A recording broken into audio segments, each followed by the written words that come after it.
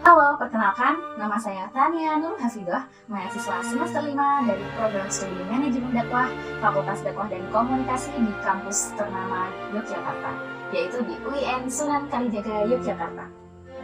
Dalam kehidupan sehari-hari, manusia perlu memenuhi kebutuhan hidupnya, mulai dari sandang, pangan, papan, dan lain sebagainya. Untuk memenuhi kebutuhan tersebut, manusia harus mempunyai sebuah modal atau uang yang kemudian ditukar dengan kebutuhan manusia. Salah satu caranya adalah dengan berbisnis. Islam, sebagai agama yang sempurna, mempunyai perangkat aturan yang lengkap untuk membimbing umat manusia dalam menjalani kehidupan di dunia. Dan kali ini, kita akan sedikit membahas tentang bisnis dalam Islam. Bagaimana etika bisnis dalam Islam?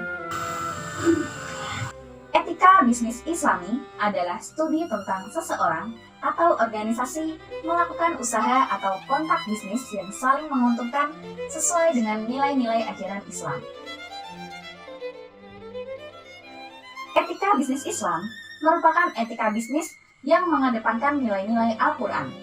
Oleh karena itu, nilai dasar etika bisnis Islam disarikan dari inti ajaran Islam, yaitu kesatuan, keseimbangan, kehendak bebas, tanggung jawab, dan kebenaran.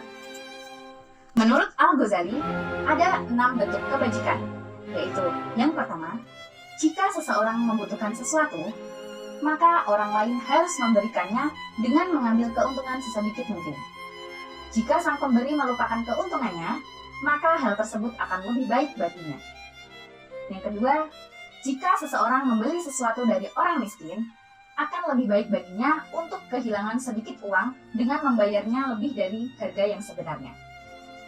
Yang ketiga, dalam mengabulkan hak pembayaran dan pinjaman, seseorang harus bertindak secara bijaksana dengan memberi waktu yang lebih banyak kepada sang peminjam untuk membayar hutangnya. Yang keempat, sudah sepantasnya bahwa mereka yang ingin mengembalikan barang-barang yang sudah dibeli seharusnya diperbolehkan untuk melakukannya demi kebajikan. Yang kelima, merupakan tindakan yang baik bagi si peminjam untuk mengembalikan pinjamannya sebelum jatuh tempo dan tanpa harus diminta. Dan yang terakhir atau yang keenam, ketika menjual barang secara kredit, seseorang harus cukup bermurah hati, tidak memaksa orang untuk membayar ketika orang belum mampu untuk membayar dalam waktu yang sudah ditetapkan. Hubungan bisnis dengan etika dalam Islam tak ubahnya kesatuan antara urat dan daging. Landasan yang mendorong perilaku bisnis hendaknya didasarkan tidak hanya karena rasa takut pada sebuah pemerintahan, tidak juga hanya karena hasrat menumpuk kekayaan, tetapi lebih dari itu, seorang pebisnis hendaknya menyandarkan perilakunya semata-mata karena rasa takut kepada Allah dalam usaha mencari ridhonya. Sehingga bisnis yang ideal dalam Islam adalah bisnis yang mampu menyeimbangkan antara hak dan kewajiban, mampu menciptakan rasa keadilan, dan memenuhi tuntutan kebajikan dan keluhuran budi. Oleh karena itu, pebisnis muslim harus tunduk kepada aksioma atau nilai dasar etika bisnis Islami yang mencakup tauhid, keseimbangan, kehendak bebas, tanggung jawab, dan kebenaran. Demikian yang dapat saya sampaikan. Apabila terdapat tutur kata yang kurang berkenan, saya mohon maaf. Wassalamualaikum warahmatullahi wabarakatuh. Semoga bermanfaat.